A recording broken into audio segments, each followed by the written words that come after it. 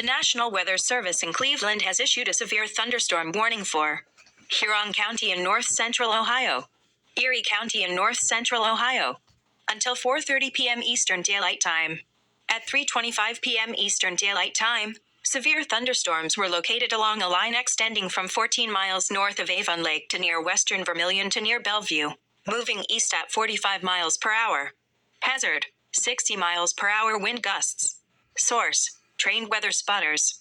There were multiple reports of estimated gusts to 60 miles per hour in Sandusky. Impact: expect damage to trees and power lines.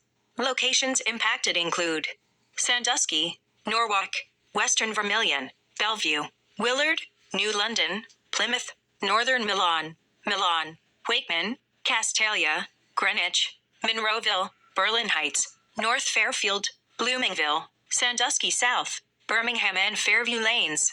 For your protection, move to an interior room on the lowest floor of a building. A tornado watch remains in effect until 5 p.m. Eastern Daylight Time for northwestern Ohio.